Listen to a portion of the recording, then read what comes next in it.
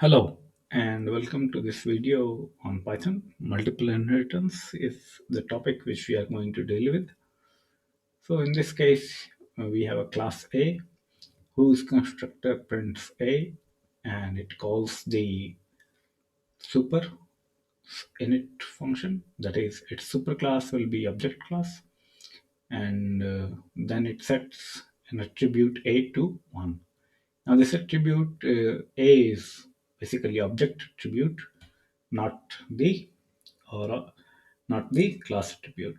Class B inherits from A. It sets class attribute A to 6. It prints B. Then it also calls the constructor of parent class, that is A, and then sets the object attribute A to 2.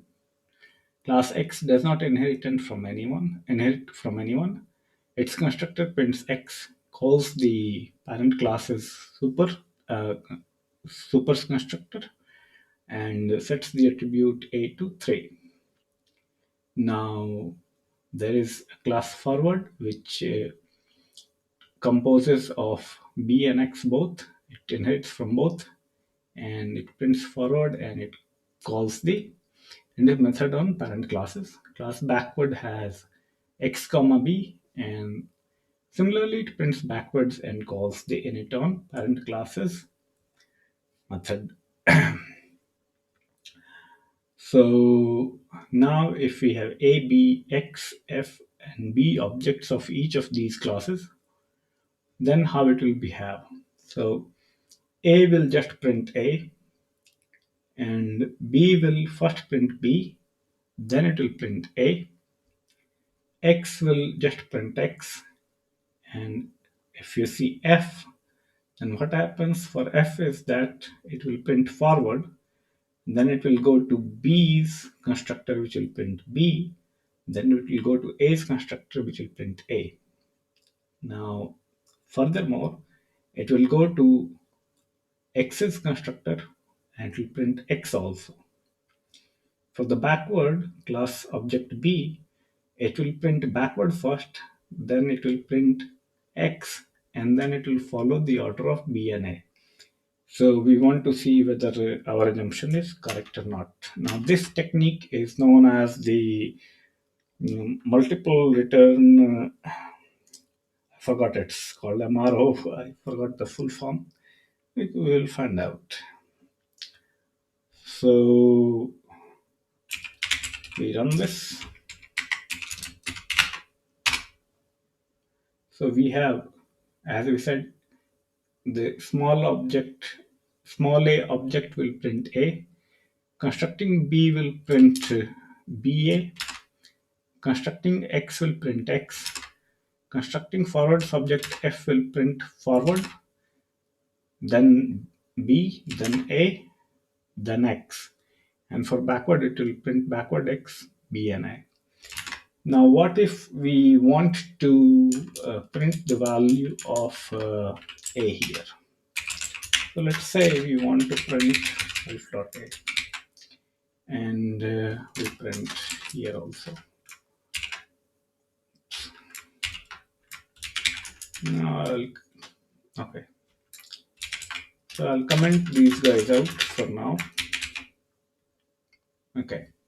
So now what happens when we make the object f? So what it will do is it will go to B and eventually it will go to A. But when you do self.a, it will first look for this attribute in B. And B has set A to 2. So it should print 2. In backward class object, it will first go and look in X. So it will be 3. Let's say this. Yeah, so it printed 2 and 3. For clear output, I will just comment these guys out so that you can see the output clearly.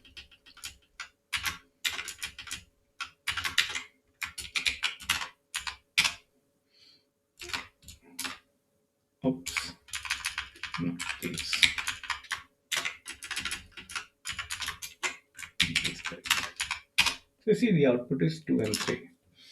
But what if we want to access the class attribute A of class B. So that you can object that you can get with the MRO column this. So for class B, if I want to access the class attribute A, you can access it through MRO object. So in the MRO object, the first class will be the main, it's B itself, and then we have A. So we can simply call one dot A. Yeah, A dot A. Oops. Class A. Oh, class B has that. So B is 0. There you go. So it prints 2, 6, and 3. So that's how you do multiple inheritance, but it is not a recommended practice to do complicated multiple inheritance because your project will become much harder to understand. So there is another technique called composition which you should use for Python's multiple inheritance. So I hope you have enjoyed this video, and if you have enjoyed this video, then please help by subscribing and liking the channel so that others also get to know about the channel. Thanks a lot for watching the video. Happy programming.